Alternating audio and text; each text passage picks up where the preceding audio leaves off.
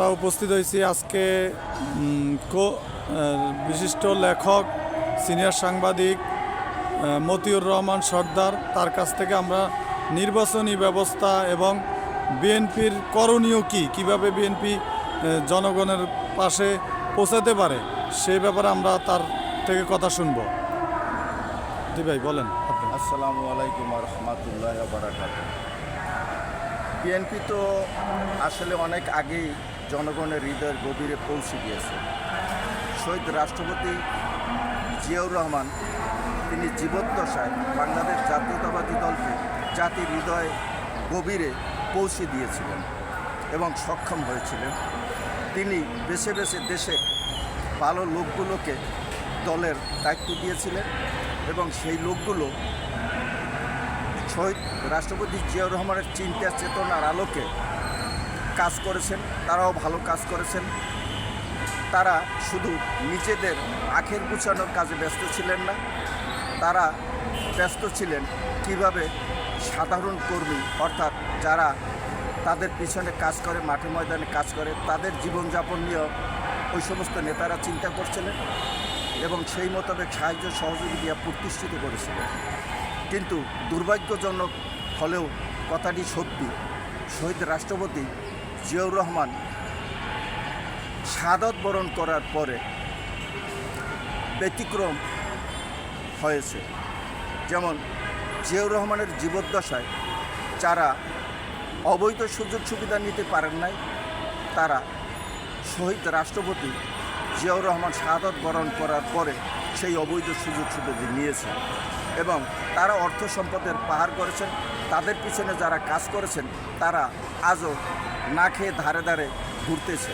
তারপরেও এই বাংলাদেশ জাতীয়তাবাদী দলের পতাকা তলে থেকে তারা এখনও কাজ করতেছেন, মানবতার জীবনযাপন করেও কাজ করতেছেন। শুধু শহীদ রাষ্ট্রপতি জিয়াউর রহমান এবং আপসীন দেশনেত্রী বেগম খালেদা জিয়া তথা তারেক রহমানের মুখের দিকে তাকিয়ে মানুষ কাজ করতেছেন। তবে সামনে যে নির্বাচন আসতেছে, এই নির্বাচন অত্যন্ত কঠিন হবে, খুব সহজ হবে না। আমি মনে করি যে এই নেতারা আখের গুছিয়ে নিয়েছেন, সেই নেতারা ভালো জানেন এবং আমি অনেক নেতাদেরকে খুব ভালো করে গভীরভাবে চিনি। যেই সমস্ত নেতাদের সাথে আমার দীর্ঘ সময়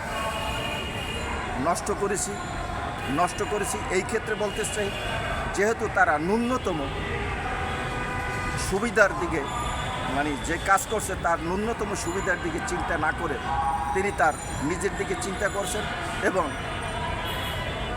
বিজয় অর্জন করার পরে তার কাছে অনেক লোক আছে ফুলের তোড়া নিয়ে, যাদেরকে মাঠে দেখা যায় না, মনে করে যে এই লোকগুলিই তার আপন। ওই ফুলের তোড়া দেওয়া লোকগুলি তার খুব ঘনিষ্ঠ হয়ে গেছে এবং পুরাতন ত্যাগী লোকরা তার কাছ থেকে দূরে সরে গিয়েছে এবং ওই সুবিধাবাদীরা সুযোগ নিয়েছে, তার পাশে থেকেছে এবং তিনিও সুযোগ সুবিধা নিয়েছে। এখন তাদের নীতি বদলানো একান্তভাবেই প্রয়োজন।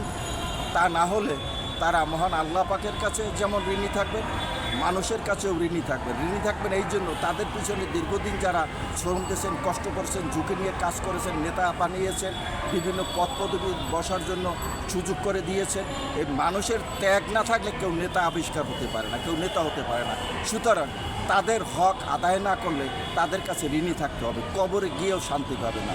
অতএব এই বিষয়গুলো মনে রেখে এখন থেকেই ওই সমস্ত নেতাদেরকে পরিবর্তন হয়ে কাজ করতে হবে এবং যাদের কাছে ঋণী আছে যদি তাদের মনের দিকে ধরা পড়ে তাহলে তাদের কাছে গিয়ে ক্ষমাও চাইতে হবে যে ভাই আমি তোমার কাছে ঋণী আছি, অর্থাৎ ইনসাফপূর্ণ কাজ আমি করতে পারি নাই, তোমার যে হক ছিল সে হক দিতে পারি নাই, তোমার হক অন্য কাউকে দিয়ে উপকারভোগী করেছি কিন্তু তোমাকে বঞ্চিত করেছি।